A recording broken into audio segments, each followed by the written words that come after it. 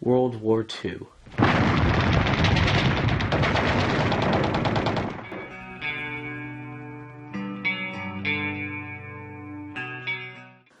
Possibly the world's biggest conflict has been seen on the big screen for the past 70 years by filmmakers who have taken interest and value its historical importance. There have been World War II films since it started in 1939, and even in today's times with upcoming World War II films, some World War II films have been credited with their amazing portrayals of the war and how the soldiers felt. Saving Private Ryan, Letters from Iwo Jima, and Das Boot all express how and what the war was like. Audiences have explored the lives of American, Japanese, and German soldiers through encounters of World War II films, connecting the audiences to one of the world's biggest conflicts. Steven Spielberg. People know him as a director, writer, and producer. He's directed and produced 9 war films, and 6 of them are based on World War II. Saving Private Ryan is one of them. Saving Private Ryan has been viewed by audiences all over the world. Veterans have seen it. Critics have viewed it, and they say it's unflinchingly accurate depiction of the confusion and carnage of war. But that very authenticity, experts have warned, has the potential to trigger long-burned memories in those who have endured combat, be it World War II or Vietnam. Some people say seeing the movies opens up the floodgates of the emotions for many veterans, and the screen becomes an emotional experience. They don't just see it, they feel it. Veterans viewing it brings back a lot of memories for them. Some veterans open up and talk about their experience after watching the film.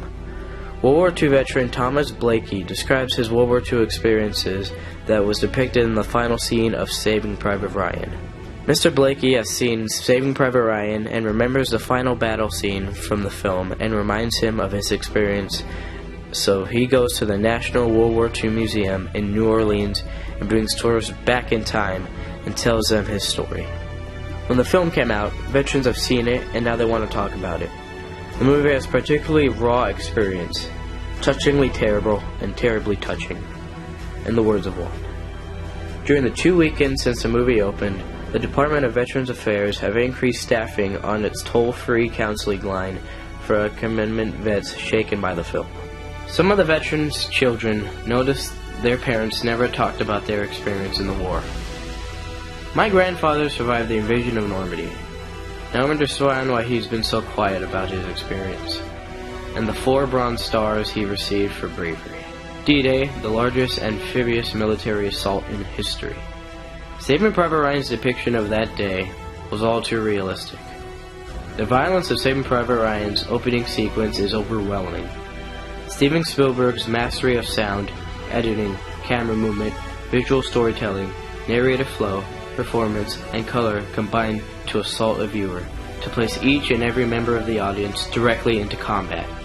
Veterans' reaction to this depiction make them relive the horror years from Omaha Beach. Saving Private Ryan's portrayal of the invasion of Normandy seems to be very similar to the actual event. The soldiers stormed Omaha Beach, and that is when the horrors of the war began. Similarly, the movie shows the men arriving on the LCVP and also suffering heavy casualties at the same time. The scenes from the invasion of Normandy were correct in showing the shore just as it was on June 6, 1944. The blood-soaked sand, bodies slain along the shore, and the bloody ocean tide bring the movie scene to life. The boats were used were LCVPs, just as the ones they were on D-Day.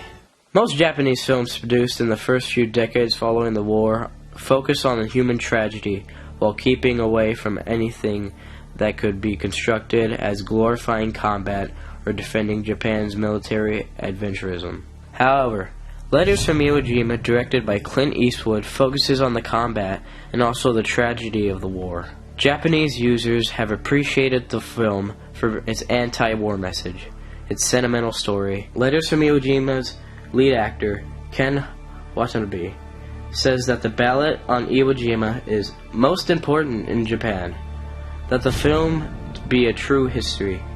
It is an important history. He adds on that the story of Iwo Jima isn't well known in Japan, and stressed that it should be known.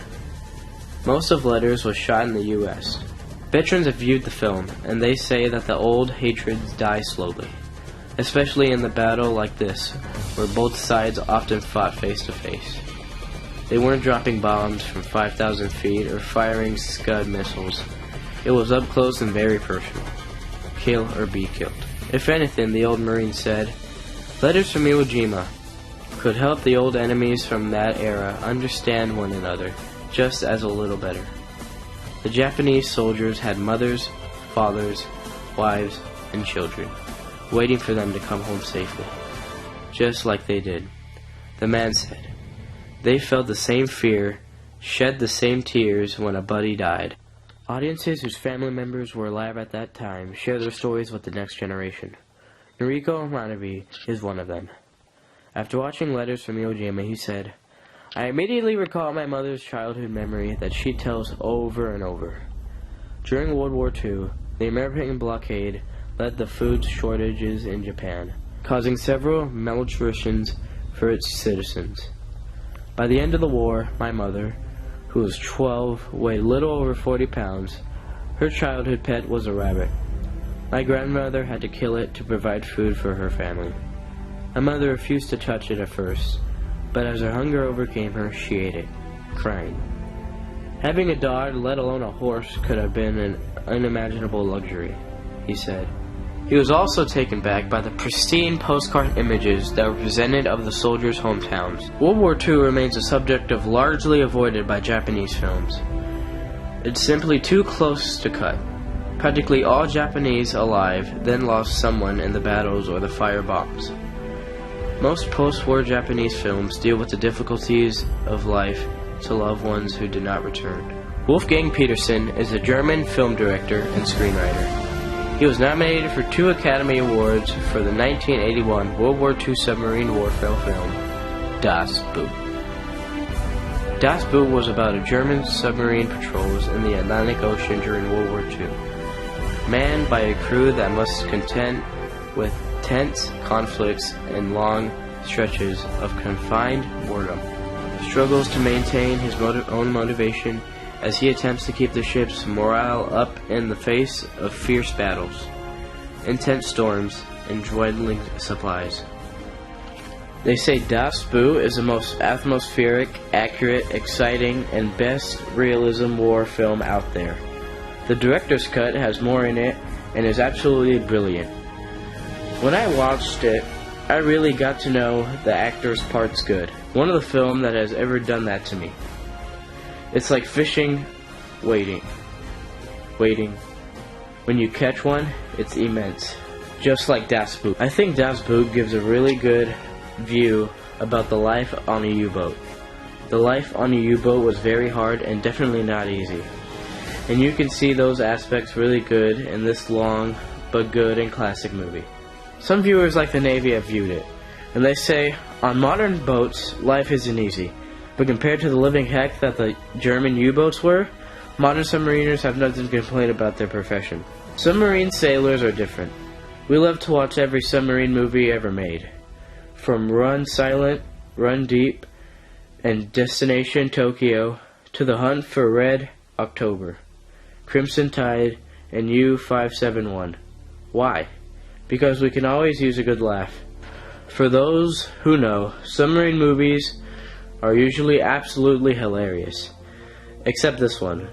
After being in the Navy for 4 years, serving with 350 different men, and being accumulated with a further 200 to 300, all of them submarine sailors, I think that I can state with absolute certainty that this film is the only submarine movie that all submariners take seriously. And that is the highest praise a movie like this can possibly get. Veterans viewed the film and they say, in general, they do like the other common aspects of the film, such as daily life of the men on board and the common duties of the crew. Most believe that was well done. We connect with these films by watching and experiencing them on the big screen. We see how much horror and violence this war was. We thank our veterans for their service. Teachers teach their students about World War II by letting them watch some films to see how the war was fought. They watch feature films and documentaries inspired by historical events in the United States, including information about their educational value, ratings, and appropriateness for children, and how well they represent the time period covered. But in the long run, we all felt that we were representing millions of Americans that fought that war in order for us to fight this one on the recreated beaches of Normandy.